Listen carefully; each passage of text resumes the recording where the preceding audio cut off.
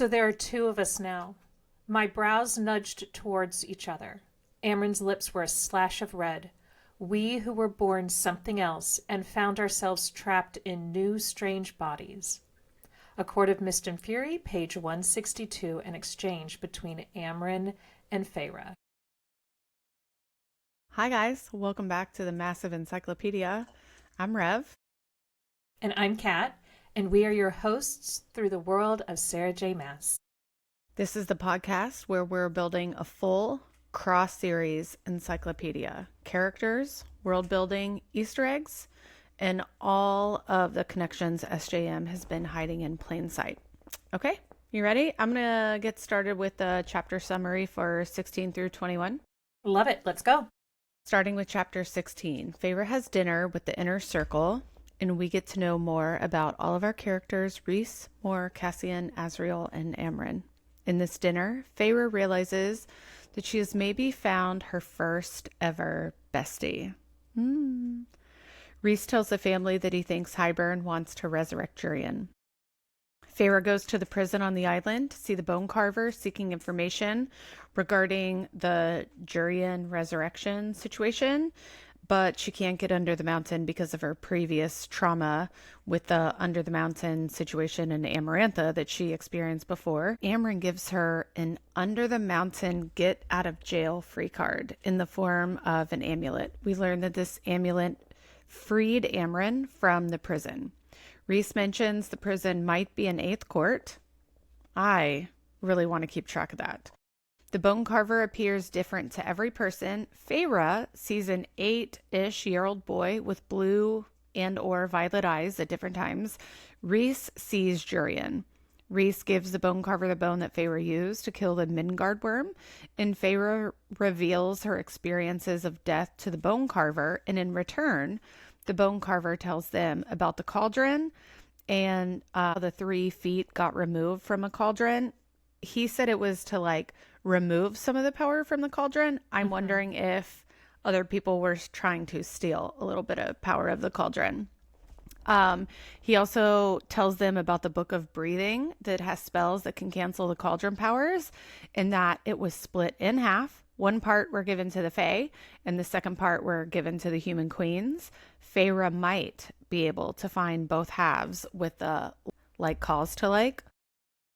The inner circle decides to get the Book of Breathing halves from the Summer Court and the other half from the 6 human queens. Feyre is named the human emissary of the Fae to get access to the 6 human queens.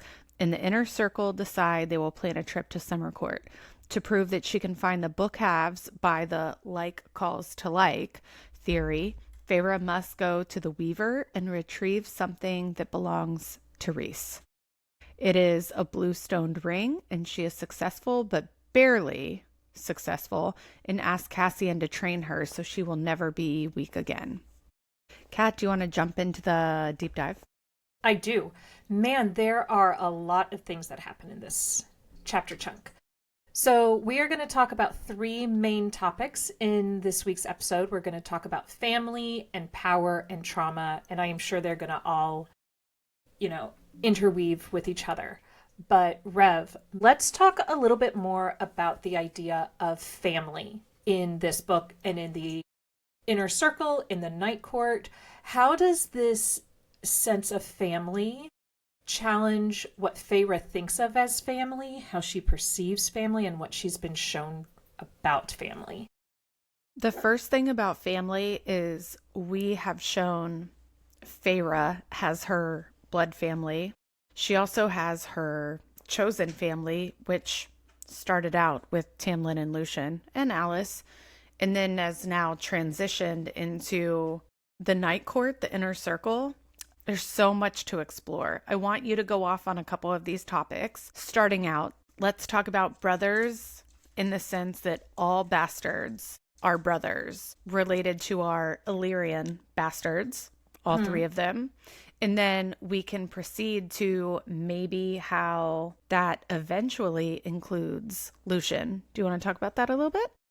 Yeah, I think there's this sense when you have these bastards or orphans that they don't have anyone to help them or rely on them. And that's one of the reasons why the three of them get together. We learn it's after Azrael comes to the Illyrian camp that they realized everybody hated them. It's almost like the enemy of my enemy is my friend. That's kind of how the three of them became friends. And then they just became inseparable. And I think later on we'll have to keep an eye on it and see what happens in these upcoming books. But Lucian kind of falls into that. The enemy of my enemy becomes my friend. Lucian was friends with Tamlin, but now he's crossed a line, and Lucian has literally crossed to the other side. So I think there's this sense that it's us against the world. And I feel like that's true for the Night Court, but especially the Inner Circle, and even more especially for the three Illyrians. What are your thoughts about the blood relationship within the Inner Circle and with Feyre's blood relations? Feyre's blood relations end up becoming so important in later books, but we also see how they're going to become immediately important as Feyre gets chosen to be the human emissary. So she has access to the six queens to get the second half of that book. And then she's going to have to like make nice with her family, her blood family, her sisters, and her father to get access to a place in the human lands where the six human queens will feel safe. And so we are going to, in the future, have to see her go back to the human lands to like set up an area that's like a safe zone, if you will. And then also then we know what happens with her sisters in the future and that blood family, how it also becomes chosen family to other people that are in the Inner Circle, like everyone joins eventually, but also blood family of Mor and Rhys. Like Mor is blood related to Rhys in that they are cousins. But of all the people in the Inner Circle, Feyre is a maid fae. Amren, nobody has any idea of what she is. Cassian and Azrael are Illyrian. Rhys is half Illyrian. Mor is the only full-blooded fae. And she's the only one with a title. So like when we start talking about what people's powers are, what being full-blooded and the only titled person that's full fae in the Inner Circle, what kind of powers does she have? Because she's right. What, number 2, number 3? She's She's two. I always think she's Amren's 3 and you always 3. correct me. Yeah. And then Az and Cass are like 3 and 4 or 4 and 5. But like we never figure out, other than what we saw when she went in and rescued Feyre from the Spring Court, and she just demolished everyone there, but didn't kill anyone. Like her powers are so precise. So I just wonder what her powers are, how that relates. If she's blood related to Rhys, what have they inherited that is similar, and what have they inherited that is different? Well, and we know that he's the most powerful High Lord in history. So, like, they are both forces to be reckoned with. I think one of the things I want to talk about really quickly about the idea of family before we move on to power is just noting that on chapter 16 is essentially she's meeting the family. And on 164 is when she realizes that this dinner is a family dinner. It's not a court event. And I think it's really important to differentiate, because it always felt like when she was in the Spring Court that it was a court event. There were courtiers, there was a different, the lords were there, the ladies were there, Tamlin's friends, but they never really felt like friends. It was his hunting buddies. Ianthe was showing people around. It felt very stiff, whereas this feels relaxed. They've done this a million times, and it shocks her, I think. Well, also because even when she had just those, I say one-on-one, but it's one-on-two, when it was just her and Lucian and Tamlin, it did not feel like an informal, relaxed dinner Hmm. with everyone. Everything was still tense. And I wonder, is that just because of Tamlin's being tense? I think it, at the end of the day, you've just made a really great point. The dinners between Feyre, Lucian, and Tamlin were always Feyre, Lucian, and the High Lord. At the end of the day, Tamlin had the last word in every conversation. Lucian had to lower his head, had to relax what he wanted to say. And Whereas so we, did Feyre. Feyre had to just succumb to whatever Tamlin said with Lucian's bidding. well, and she was too scared really to say much. But in this scene with the dinner party, what we're seeing is they're cutting each other off, they're making fun of each other. No one is sitting there being afraid of Reese. I mean, I don't think anyone at that table is scared to look Reese in the eye and say, "You're being an idiot." No one would ever say that to Tamlin. And I think that's where she realizes on page 169, she thinks of them as a unit. The tension and simmering anger of a unit who had endured so much. She is seeing them not as individual players within this court. She is seeing them as a family from the first interaction with them. Even like when Moore walks in and the guys are making fun of her, like, why did you get so dressed up? What's going on here? This is just a family dinner. We do this all the time. And she's like, I wanted to impress Feyre. It imparts so much knowledge of how this family interacts with each other. They can make fun of Moore, but then Moore is also like, but Feyre's new and she's like a girl and like, I kind of want to be her bestie. And so like, I She's wanted to impress her. she's number 3 in the hierarchy of this court, and the general and the spy master are making fun of her. That would never happen in the spring court. That would never happen in the autumn court. I don't think there's another court where it's this relaxed, but I feel like we learn pretty quickly in this section that this isn't like your traditional courts. Reese gave people the option: you go under me, a half bastard, half Illyrian, or you get out. And a lot of people got out. There's also the part with Amarin on page 167 where she says our enemies. And then later on page 192, Rhys says she was my ally, maybe my friend, long before that. She's not Fae. She's not human. She's not Illyrian. We don't know what she is. But she's also accepted into this family. And like, as much as everyone teases each other and disrespects each other, they disrespect each other in a respectful way, and that they all are like, I'd never say something so harsh to you that I would piss you off and you wouldn't be my family anymore. Like, they Well, still all love each other. I mean, think of it when Reese keeps buying Amarin jewelry, right? He's doing that because it's his love language is gifts. I think that's a topic we can talk about on I another. think that's also Amren's love language is buy me gifts. They Yeah. understand each other.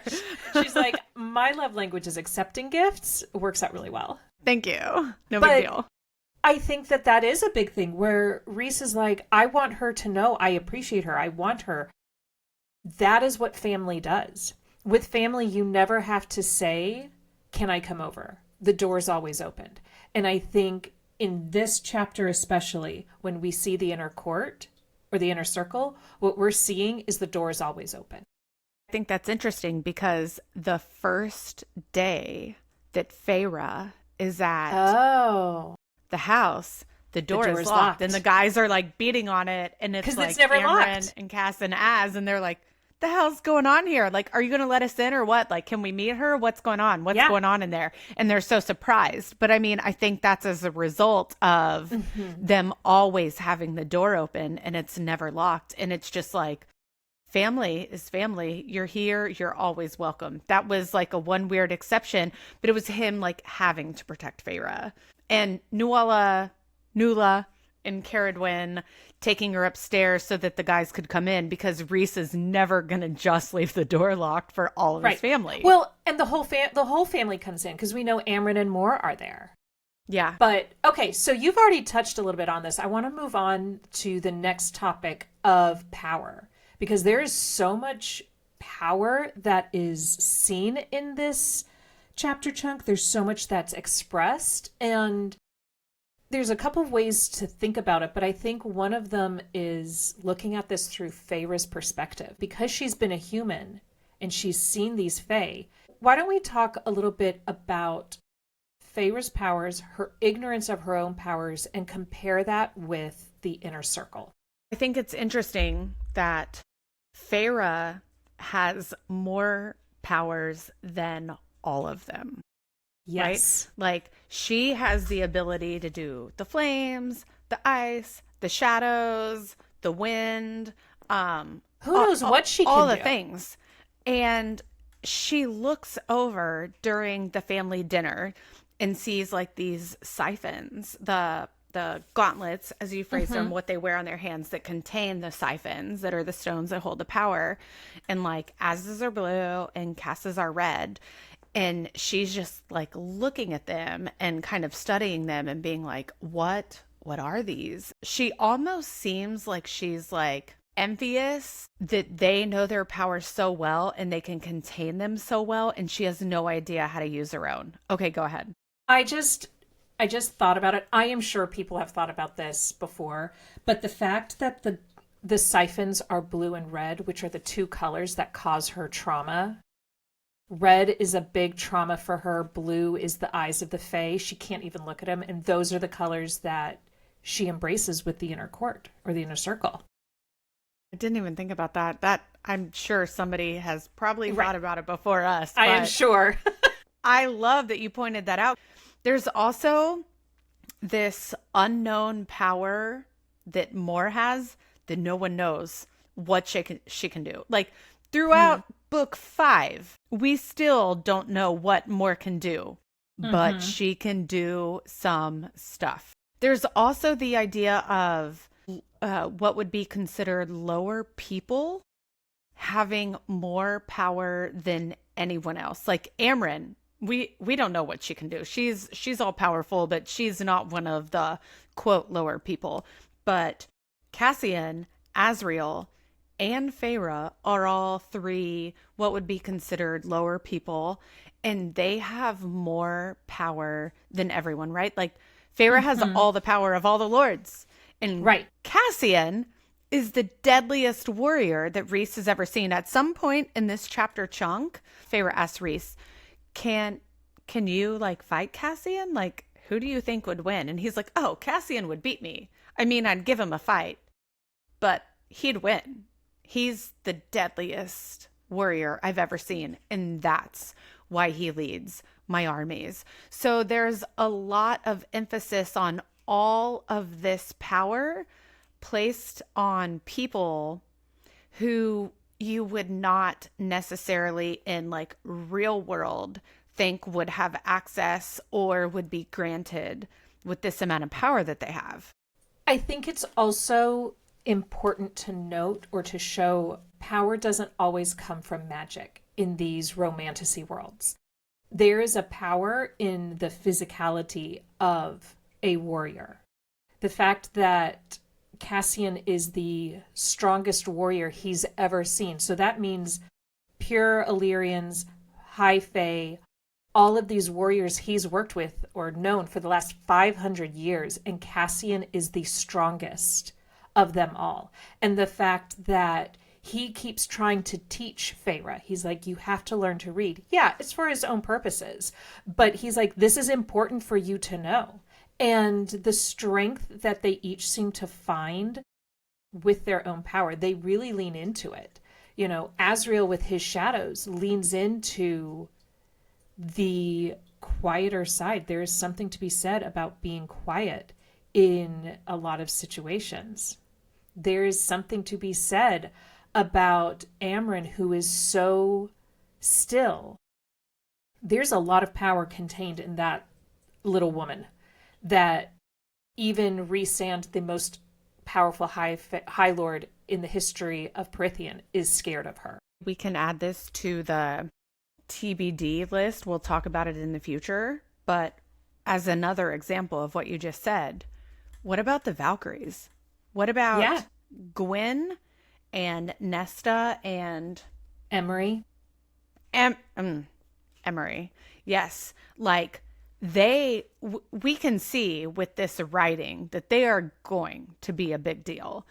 And these are powers that are not from magic. These are powers that these girls are like, we're just going to be the best we can be, and we're going to train, and we're going to train so hard that no one's going to stop us. That is not one of our main character girlies in the majority of romantasy that are just born with this innate, end up being a god or end up being endowed with certain powers.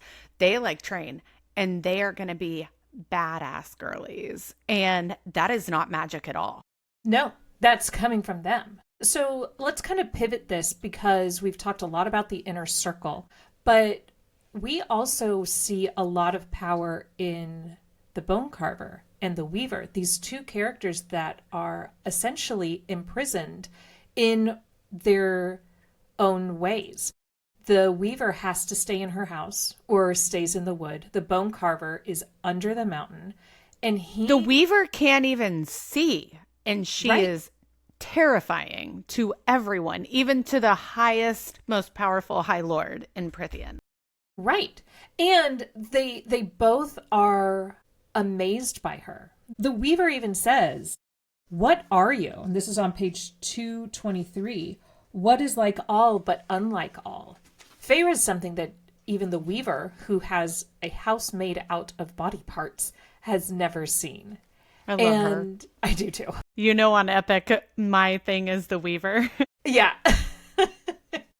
I didn't even do that myself. I love it. And Amren says the Bone Carver will talk to her because she's different. And he says, with the cauldron, you could do things other than raise the dead. You could shatter the wall. That is how much power Feyre has. And she's so naive to it. She's so ignorant to what she can do. And I think it also crosses over, like, naive cross with fear, that Amren gives her this amulet to make her feel powerful enough to be able to go into the prison on the island and say, it's okay, I know you couldn't go in the first time, but here. And she just, like, haphazardly, in my mind, just like chucks it on the bed, and she's like, just take this amulet. It's fine. I promise you'll be able to get out. It got me out. I think one of the ideas of power is this amulet. Is it so powerful that it got Amren out? And maybe it is. Or is the idea that Amren gave Feyre something really powerful that made Feyre feel powerful enough that she could go under the mountain? Like this amulet, is it something? Is it nothing? Is it placebo? Is it not?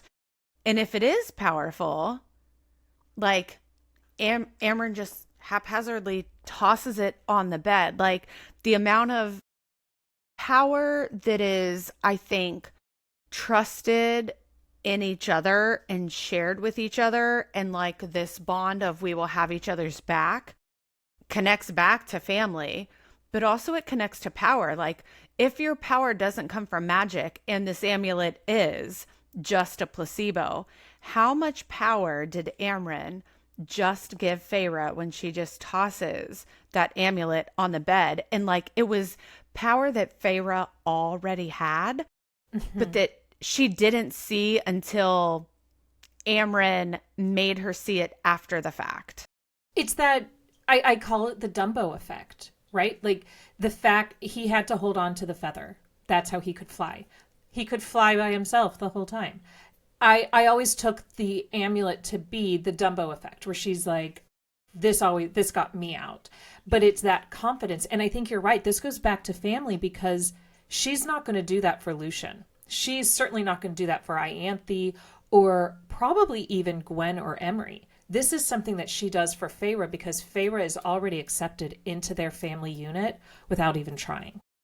This goes into it might be another chapter, but where we talk about where Amryn says, you are a friend of the family, so you are going to be targeted or something. I forget the exact Yeah, quote and the exact you're a page. friend of Rhysand, so you're automatically going to be a target, I think. One last thing I wanted to talk about on power before we move on to trauma, which I feel like again ties so well into family and power, is I feel like we get a couple of hints about Moore's power because it is very hush hush. We are, what, 5 books into this series, and we have not seen her use her power. But on Mm-hmm. page 164, some power to allow her, more, to get into the fight with Amryn that Rhys had mentioned and walk away with from it. She is very powerful to be able to go up against Amryn. And it's something like Rhys tells her that the two of them destroyed the cabin. That's how big this fight was. But then also on page 209, this feels very purposeful in the wording and the way Moore speaks. It's almost like an oracle speaking, and we know that her power is the truth. The land, Moore said, will run red with blood, Cassian, regardless of what we do with her family.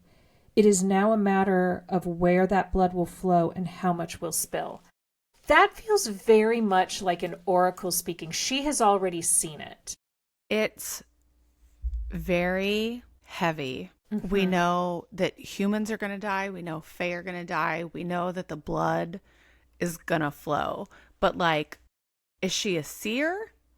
Is that her power? Is she just realizing, like, what comes from the cauldron and all the sequelae of that? I don't know. It's just like Prithian and its Fae and its magic and its power and more. What are you doing and what can you do?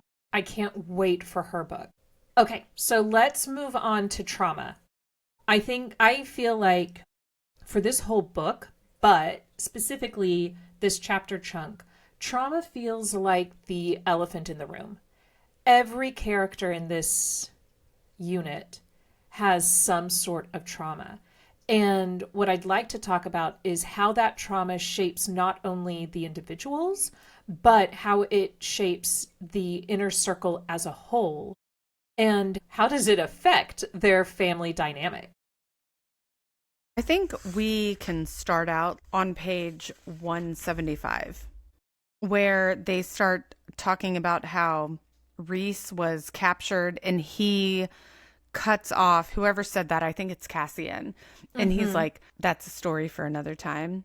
He has so much trauma himself that is before even what happened with Amarantha. And so we get everyone's trauma that happened with Amarantha. That's our top level of trauma. There's also this underlying level of trauma with Moore and everything that happened to her that we hear about with the Autumn Court. And there's trauma with Amryn, how she's stuck in this world. There's trauma with Rhys, where he got captured. And I think by book 5, I think we still haven't heard what happens when he got captured, but maybe we do. But then there's also the trauma of Rhys and Cassian and Azriel about how they grew up. And like, there's also Tamlin's trauma. There's also Mm-hmm. Lucian's trauma. This entire series is built upon people overcoming trauma, but like there's so many stories we still have to discover based on where we are in this book. Book 2, half a third of the way through, a quarter of the way through, and how much that trauma affects the decisions and the growth and the character arc that all these characters get throughout our story. And a lot of it I think is SJM being like, yeah, your life can suck, but here's a little bit of inspiration to like get better, get bigger, watch these people. I mean, more rescuing Feyre, I think our two biggest traumas is Feyre getting locked in and then more coming in and rescuing her. And then in this chapter chunk, more being able to explain, girl, I was there. Let me tell you what happened to me and how I got out. But all those things are built upon Rhys's trauma and Tamlin's trauma and Lucian's trauma. It's just so interlocked. I do want to make a statement about page 177 about how Feyre sees Mor as her first girlfriend and like how girlfriends help you recover from trauma. Right. And I feel like one of the things about trauma, and I'm jumping ahead to the next chapter chunk, but it's a quote that has always stuck out to me. It's on page 239, chapter 22, when Mor says to Feyre, "There are good days and hard days for me, even now. Don't let the hard days win." This is someone who has experienced incredible physical, mental, and emotional abuse from her family, the people that are supposed to protect her, from her people under the mountain, and she is still able to smile. Rhys is still able to joke around with his brothers. I think you're right when you say, like, trauma builds all of these people. It is a huge part of them, but it is also them saying, I'm not going to let this keep me down. I am still able to survive in this. And I think, I mean, as ER nurses, we deal with this all the time, right? We always joke about being trauma bonded. We see things and do things and have to move on to the next patient after seeing horrible things. And humanity at its best and worst, and people at their healthiest and least healthiest. But you bond, you move on, and the next patient is the next concern. It's when you were talking about Amarantha, she is a shared trauma for all of Prythian, for this inner circle, especially where Amren says, we'll do anything for Valeris.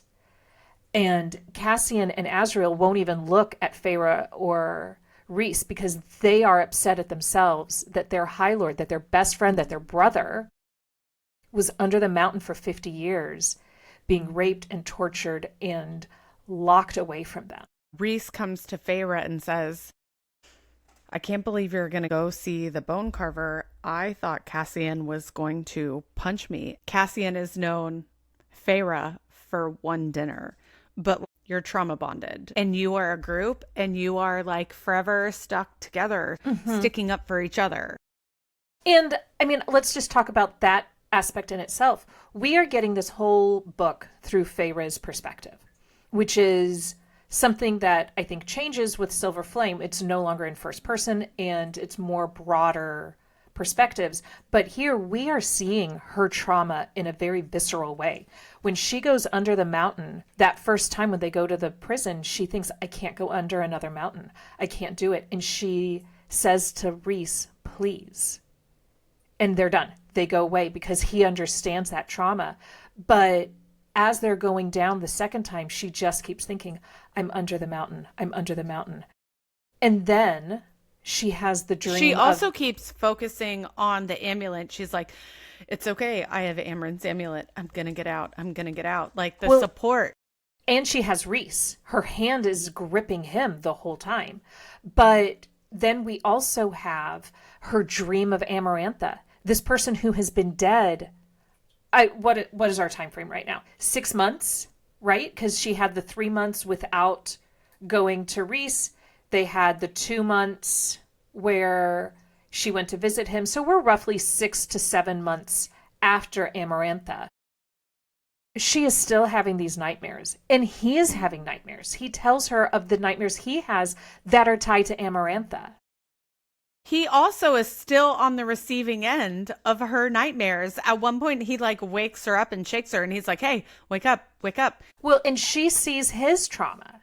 I don't think anyone in the inner circle knows how bad his nightmares are because he's kept that from them, right? But she Because sees he him, protects everyone.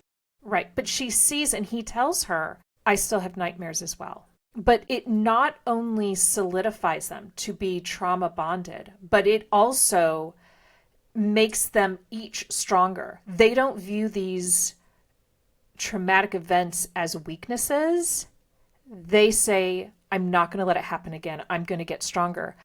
As opposed to in the spring court, Tamlin's response is just keep your head down. Don't let anyone know you have these powers. Whereas Cassian is like, I'm going to train you. And I'm going to be, if you think he's a prick, I'm worse. And Moore is the one who says, I've been where you are. I know people want to keep you down. We are not those people. This is one of the things I really wanted to make sure we talked about on this episode. Moore is the first person that she sees as like, I've never had a girl who's a friend, because like her sisters and her struggle with just always hunting and always being out in the forest, she's never had a girlfriend. And like tying that back to the family dinner where Moore was like, you guys, I just wanted to impress Feyre. It's everyone recognizes, yo, we're all effed. We're Right. all broken. You know what? We all have each other. And that's what ties together the family with the power and the trauma. It is so It's all connected. overarching. It's hard to differentiate one from the other. One of the last things I want to talk about with trauma, although we can talk a little bit more about it if you want, is the idea that Moore has already kind of walked these footsteps that Feyre is walking. She got out from the Court of Nightmares. She got out from under a mountain. And she can literally look at Feyre and say, I was where you are. It's going to be okay. And I think that is so important. It's what she needs. She doesn't need people to tell her, are you still being traumatized by this? Can't you get over this? And she doesn't need someone to prop her up as the savior of Prythian. What she needs is someone to say, there are good days and bad days. Don't let the bad days outnumber the good. I think that also crosses over into Cassian and Azriel and Rhys in that they're powerful. They are obviously the strongest guys, right? Like they are doing all the things. And they still prop each other up. Like Moore is trying to prop up Feyre. And they still are like, hey man, I'm going to put my hand on your shoulder. It's okay. We're going to get through this. Like they're still coping with their trauma. So they're still feeling inadequate. They're still feeling nobody likes me. They're still feeling I'm alone and no one is like me. All of them feel like that. And I think they realize that they are all similar and that's how they all are supporting each other.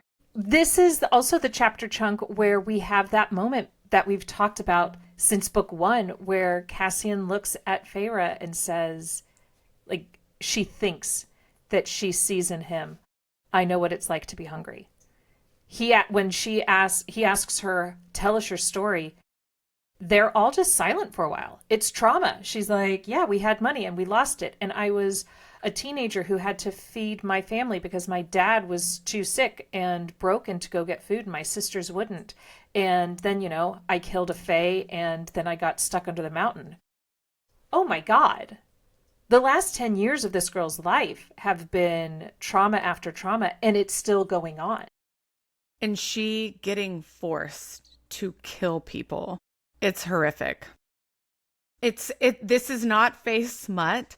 This is getting lost in a world where the characters are showing that, like, yeah, sometimes things in your life suck. And you know what? We're going to help you get through it. They're helping us get through our shit, just like they're helping each other get through their own shit. And it's things that they have in common, right?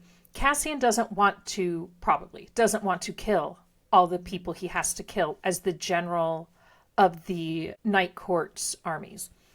or Azrael probably does not want to kill the people that he does. And we learn later on that when they bring people under the hewn city, Azrael is the one who will torture them. He is the torturer so badly that Cassian can't even stay in the room sometimes. We know that Rhys did not want to kill all the people he had to. The Fae from the Summer Court, Claire Bador, all of these other ones. They were forced into doing it, just the same as Feyre. These are things that are very traumatic, yes, but they are also ways to connect and be like, I've done this too. I can help you get through it. So is Amren and Moore. Like, everyone is trying to help everyone. I love that it's literally like the trauma bonding that you were talking about earlier of like working in the ER. Like, I get it. It sucks. You know what? Let's talk about it, or let's not. But like, everybody just has each other's back. It's such a team sport to be in the inner circle in Valeris. It's such a place where you don't want to be because it is so hard. But if you're going to be in any court, this is the one I want to be in. This is the one that supports you.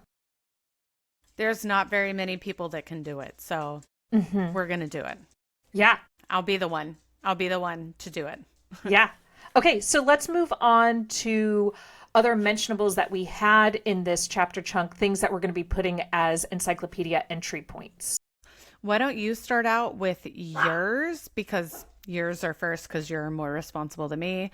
And then I will just like pipe in when I have things that I want to say, and then we can get to mine at the end. Cool? Love it. My first one is on page 163. It's Amren speaking, and she says, "Only once was there a human made into an immortal. Interesting that it should happen again, right as all the ancient players have returned. But Miriam was gifted long life, not a new body. And you, girl, your very blood, your veins, your bones were made, a mortal soul in an immortal body." First of all, that is the same thing that Rhys says to her at the end of the last book when he says, "You're very special because you have a human heart in a Fae body." But what does Amren mean when she says, "Since the ancient players have returned"? Who is that? Is that Hybern? Is that Rhys returning to them?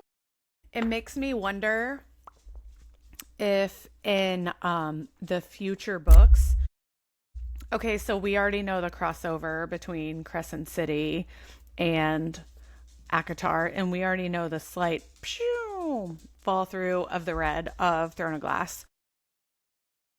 Is there in future books going to be a plot where more of the ancient people are returning, and this is like just the beginning of it? Because like we have no idea what SJM has planned. That's my first thought. Also, we have Amren, we have Feyre, we have Miriam, we're gonna have Jurian, we're also gonna have Nesta, and we're gonna have Elaine, not as ancient characters or immortal beings from the past, or however she phrases it, but we have these unique people who are going to be made, right? So like calls to like, and how is that gonna come into play? Well, and Elaine and Nesta are made in a different way than Feyre. They are made through the cauldron, through the origin of Prythian, the origin of magic. Feyre is gifted life and gifted a new body by the holders of magic in this world. And we're going to have to pay attention to the story of Miriam and the story of Jurian, because how are they going to be? I mean, is Jurian going to be the same thing as Elaine and Nesta and made through the cauldron? We're going to have to pay attention because these are all made people. My next points to bring up, we get a title for the Court of Nightmares, Hewn City, and we also have the Court of Dreams. Something I want to like look into is when we learn more about the other courts. But like, does the Spring Court have anything like this? The Court of this, the Court of that? Because we know it has the pond of starlight, but does it have anything other than towns and villages? And where the hell is Tamlin always going? Right. Where is he going? Can I just say one more thing about the Court of Nightmares or Court of Dreams? Or Yeah. were you still on that? Nope, go. I think it's interesting that Feyre continues to have nightmares while she's living in the Court of Dreams. Mhm. Oh yeah. That is interesting. Um we also learn about the prison, and I think Amryn stayed there, so how did that happen? When did she get free? How long has she been free? Also, what is it? And we learn through Crescent City 3, spoiler, we haven't gotten there yet. There's a lot of power underneath even the bone carver, who is supposed to be at the bottom of the mountain. That's where the Asteri is. That's where the goddess is. I can't remember her name, but she's the one that Asriel says looks exactly like Rhys's sister, the hologram. If I remembered anything, I would know, but I don't. Yeah. And who else is imprisoned here that we haven't met yet? And one question I have is if this is potentially an eighth court, could be a crossover for future books. If this is potentially an eighth court and Rhysand is the person that is putting these punishments into place, if you are the most powerful ruler of Prithian, the most powerful High Lord, and you are the person who is doling out punishments, and you are in charge of the prison, and you are the only person that can get in the prison, does it not kind of seem like he's the king of Prithian? Well, and at a later point, they do talk about that. Now, here's a question I just thought of. Why didn't Amarantha go to the prison, or did she? Did she not know about it? Why did Amarantha let all of these beings that are so evil stay there? Because Rhys had the power to free them. Oh, like why did, if Amarantha knew about the prison, why did she let all the people stay in the prison if she was controlling Rhys and Rhys controls the prison? Why didn't she free all the bad people to help her with her bad plots? Is that kind of what you're saying? Yeah, that's something I just thought of. We learn about the bone carver, the weaver. We learn about these creatures that have been trapped in Prithian, which is probably going to be a side quest episode. We learn about something called Lapland or Lapland, and it's, I don't know, there aren't many places that are specifically mentioned. So my question was, where is Lapland? And for the record, it is Lapland, which I imagine is where she got it from, is in the I love your northern English pronunciation. Lapland. Lapland. Lapland. It's the largest northernmost region of Finland, and it's where the northern lights are, midnight sun, and where apparently Santa Claus's village is. We learn a little bit more about the history of Prithian. Claire Bedore is mentioned again. She's, again, a motivation for Feyre, this character that is never actually on paper. We never actually get a character for her. We just see her body. But she's mentioned again as a motivation for why Feyre has to do this. I think she represents your average human that Feyre is trying to protect. She represents humanity, and she represents what's going to happen to humanity, including her sisters, if she does not do these things. Mm-hmm. Music of the Weaver. It's an interesting point. I want to get real meta, real quick. Well, that's the whole podcast. The Weaver is singing a song, so it's music, about a king who's making a musical instrument. And then, so she's doing music about music. And like, I think at one point in time, I heard you say yesterday when we were meeting, paying attention to music in the future. And like, does that play a part in anyone else's big journey but like the music about the music, and then the music being about a king, and then while she's singing about a king, that's when Feyre finds the ring, and it's a ring with a blue stone. I associate blue with Dorian and Hazriel, but mostly Dorian, because if we're talking rings and big jewels and stuff, like we need to pay more attention to what Dorian's line or his little brother's line about like blue rings. Is there anything in the future that we need to pay attention to that? I we're kind of going to bounce between music and rings just for a moment, but music plays a It huge led into rings. right. It plays a huge part in Throne of Glass. The music that Aelin listens to or that Selena listens to is the moment when she's no longer an assassin. She's just someone appreciating music. Wait, And then you're talking about when she goes up in the rafters. We talked Yes. about that earlier. I Yes. know. And then when the musicians all play the song of Orinth, is that what it is? The hymn of Orinth? Where it's everyone dies. It's like the last time they're Red ever Room, seen. Yeah. And it's just, I don't remember if there's the anything Red in Crescent. Wedding. Yeah. I don't remember if there's anything in Crescent City, but music plays a huge part in these characters, because don't forget the music that Rhys sent down to Feyre, and I don't think she's heard it yet, or maybe that was last episode, where he says, you were breaking, I had to do something, so he sent her music from his home. But yeah, so the significance of the rings, we have the ring that Tamlin gave to her, we have the ring that she had to hunt herself, and it's a 6-pointed star inside of the... Not 8-pointed, right? Not Isn't that 8-pointed. interesting? That's really interesting. So part of me was like, is this before she wanted to latch on to an 8-pointed star? Like, because I think the 8-pointed star is more significant in Crescent City.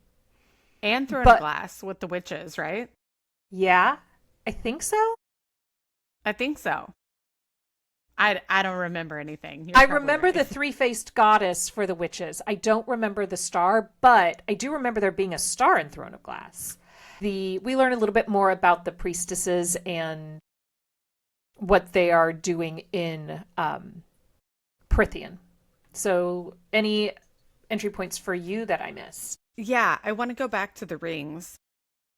The fact that Rhys's mom gave him the ring, but then when he came of age, she gave it to the weaver to hold on to him, to hold on to it for him so that he wouldn't waste it. Does that mean that she wanted a powerful woman to be able to get that ring and he wouldn't accidentally waste it on someone who was not his equal or not wasn't worthy? It wasn't worthy to be able to get the ring back. I mean, I guess he could have got it himself, but apparently he couldn't. Yeah. So the only person that could get it was the girl. So like she made sure that he was set up for success in finding, I don't know, the right girl, the right mate, the right partner. Maybe she knew something. I mean, the Starlight Pond. That's all I'm going to say. The Starlight Pond. Yeah. We have no idea what has happened in the past yet. And all right, I hope what else, we find out. What else do you have? Like calls to like. We hear about, this is our first mention on page 201 about like calls to like. And we hear that multiple times. A lot in the next multiple books. This is also the first call out to somebody's experience in the afterlife of what happens after they die. And we do hear about that in Crescent City, and we might hear about it in Throne of Glass. I don't remember, but I know we hear about it in Crescent City after Bryce dies and like finds her way back to Rowan because of her tattoos that she has on her. Hmm. So I like the idea of like paying attention, and we're tracking death experiences and afterlife experiences. We're first hearing about the book of breathings on page 201 to 202. And the last thing is the laws regarding the Yeah. weaver of the wood, like on page 213. Who makes these laws protecting the weaver? And then on 214, it says, the laws are made by the strongest, meanest, most cunning. So is the weaver of the wood at the top of their food chain? Like, I is feel this like she part of the is. Fey Treaty? Who's making laws for how Hmm. people can interact with the weaver? Like that is something that I don't feel was addressed a lot, but I'd like to pay attention to, and hopefully it is addressed more. And then, is it Fae versus humans versus other beings from other worlds? Maybe Highburn is part of that. Was Amarantha part of that? Because I've always said I think Amarantha is Valg, and I think Amarantha and Maeve are like similar characters. We also have Amarin, we have the Bone Carver, Weaver of the Wood, their older brother Chia Koch, Chi Chi Koshki or whatever. Chi, that no one knows what his name is. Yeah. So many great points for the encyclopedia. Next on our agenda is anything like crossover points or things like that. I'll start with mine if that's okay. I put none in, so you can cross over all you want. I Okay. totally missed this part. So we have a Crescent City link with the prison itself. This is where Bryce ends up, and we learned that Reese's blood is the key to opening the prison, but maybe Bryce's blood could as well. This is the crossover. The prison is where the unicorns or the Pegasus pop up Mm. from because they Yeah. do in the Crescent City world. We Why in were Pegasus in the prisons? I want to pay attention to Well, that. Why were they yeah, in there? yeah. A small throne of glass link. We're told that there are rips in the world. That's how Amryn ended up here, but that's also how we see Aelin going from world to world to world. So, what world did Amryn come from? Is she from Throne of Glass? Is she from Crescent City? Is she from another world that we have not met? And we know this isn't her original form. So could she be someone we've met before? Could she be another beast? Could she be Kaltane, one of the 13? Could she be Abraxos? Who is this woman? I And love then this. on 226, we learned I that the recognize this. I recognize this. I highlighted it and I didn't say it. I didn't even see that you put it in oh here. yeah, we learned that the Weaver has black blood. Who else has black blood? Maeve and the Valg from Throne of Glass.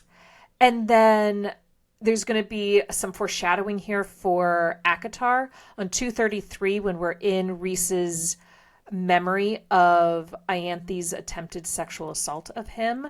He breaks her hand, and in book 3, when Feyre sees Ianthe doing the same thing to Lucian, she has Ianthe break her hand in the same way. And on the same page on 233, Ianthe says to Reese, "You will regret this." And then she is the one who almost whispers in Tamlin's ear that maybe they could assassinate or get rid of Reese. So I think she still has this anger towards him. And why, when he came to break up the wedding, she paled and ran away. We learn a lot more about like their history. The symbol, I already mentioned it, the six-pointed sapphire star, and other patterns noticed the door that leads to the bone carver, how similar that is to the Mm-hmm. door in Elena's Yep. tomb. And a fact that Feyre's door is also drawn or carved with those swirls and whirls. I think that there's a bone carver reference in Throne of Glass, but we haven't gotten there. But are there any carved doors in Crescent City? I'm trying to think. I think there's one in the underworld part. The Which, underworld. yeah, but these are things that I just wanted to mark, but also crossovers. Also, like just with the carvings and things. In Throne of Glass, when Aelin goes to that temple, Mhm. aren't there a bunch of carved doors there?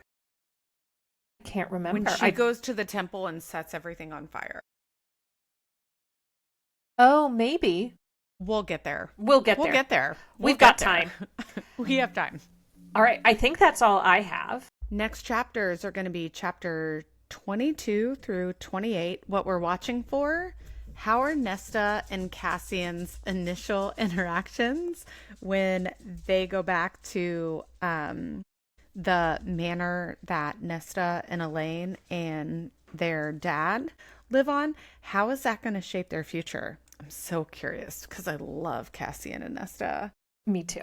We also learn, or we also see the Ator return, and we're going back to the human world. So we're going to watch for how Feyre is perceived by her family and by the human servants, kind of tying back to this week's episode with the idea of family. What does that mean now that she's Fae?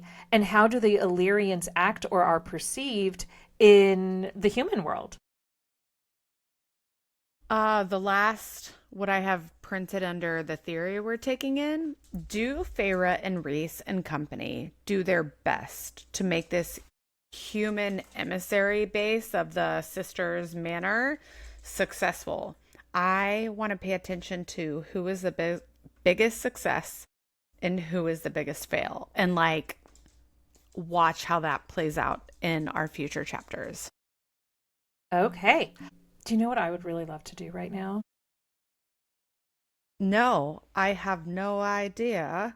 Please tell me. What would you like to do? I'd love to go meet for a margarita and talk about some more encyclopedia points. You free maybe in the next 15 minutes? Um, Only if you are also down to talk about maybe some side quest episodes, because I think we have a side quest coming. You know what? I think I'm down for that. All right, guys, we'll Ah! see you next week with a side quest episode too. And I will see you in 15.